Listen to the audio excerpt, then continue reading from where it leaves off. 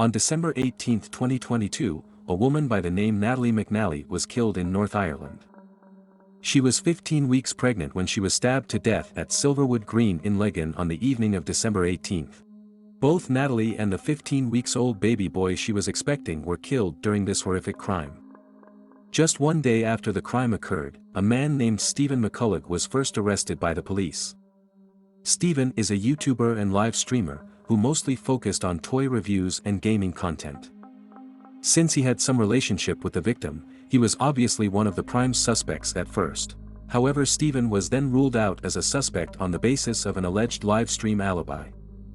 Apparently he had staged a live stream on the night of the murder, with footage appearing to show him playing the video game Grand Theft Auto for 6 hours.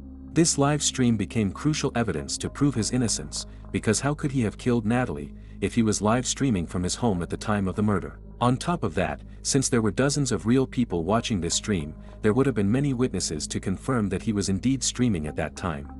In reality, this was all a plan of Stephen to clear himself from any suspicion, if the police were to question him. However, this plan failed rather quickly, because after investigators checked more than 4,000 hours of CCTV footage and GPS data, they basically were able to track everything he really did on the night of the murder. They found footage of him on a bus to Lurgan, where the victim lived. And a taxi driver stated that he had driven Stephen back to his home on this day. In the footage, he is seen wearing a yellow glove underneath a black glove, and this yellow glove would be consistent with a trace of marigold cleaning gloves on a stain of Natalie McNally's blood at the crime scene. With all that newfound evidence, only one question remained: what was the deal with his stream, because it did span the entire time of the murder? However, the answer turned out to be quite simple. It wasn't actually a live stream, it was a pre-recorded video, which he used to mimic a live stream in order to create an alibi for himself. And now I want to take a look at a few scenes from this live stream, because there are many alarming, suspicious and downright evil moments in it. The very first thing he explained during the stream is that he would not be able to read the chat or donations. He claimed he could not read chat because of technical reasons and that it would crash his computer and ruin the whole stream. He repeats this over and over again, obviously because this is not a live stream and there is no chat to interact with. Well, because this streaming software is kind of up the left, it means I can't check the live chat, which is a real shame. Can't look at the live chat for some bloody reason, because if I do, it makes the whole thing freeze and OBS just screws up.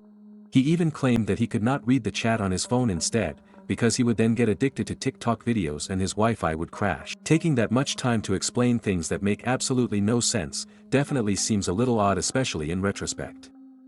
He also kept repeating over and over again that he is live and is staying home for the entire evening. Stephen even began to drink live on stream and then explained how he would never drink and drive, and so he would have to stay home for the entire evening. Yeah, that's physics. That's what would happen in the real world. Abso-fucking-nately. Abso-fucking-nately. I can't tell if he just slipped up or if it was caused by his lightly drunken state, but he suddenly mentions the name Natalie, in a pretty creepy way. This is the worst moment of this live stream. You can see the faint anger in his face quickly changing into a twisted smile, because he already knows that by the time this stream airs, he will kill Natalie McNally. In the aftermath, police found the live stream video and were able to prove that it indeed had been filmed on December 13th, 5 days before the murder and the supposed live stream would occur. After they confronted him with the evidence, Stephen also admitted to faking the live stream, but still claimed that he was innocent and was drinking alone at his home that night. He is still trying to maintain his innocence, however there are even more suspicious stories about him. A few days after the murder, Stephen visited Natalie's parents and accidentally left his phone there, only to retrieve said phone 40 minutes later. In reality, he left the phone there on purpose to spy on the family in order to find out if he was a suspect.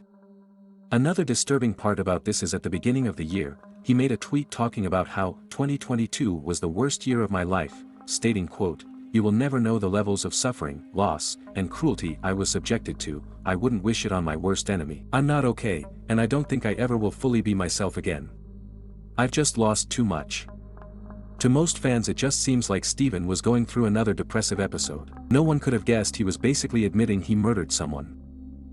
Stephen McCullagh has not been found guilty yet, but if we quickly summarize all the evidence, I can't imagine a world where he is not involved in the crime. First, there is CCTV footage linking him to the crime. He doesn't have a logical explanation or motive for faking the live stream, other than it serving as his alibi for the murder. And finally, he even mentioned the victim's name, while recording his fake alibi live stream. Especially the latter two facts could become very troubling for Stephen. The creation of the fake live stream and the mentioning of his future victim Natalie show that this crime did not happen in the heat of the moment, but was a calculated plan. This was not a simple act of passion, this crime was completely premeditated, which means that Stephen will most likely be charged with first-degree murder. Stephen McCullagh is due to appear in court again on February 24th. At the end of the day, I feel really sorry for Natalie and her unborn child, but also for her family. They were not only robbed of a daughter, but also a grandson in just one night. This is an absolutely disgusting crime, and I hope Natalie's family gets the justice they deserve.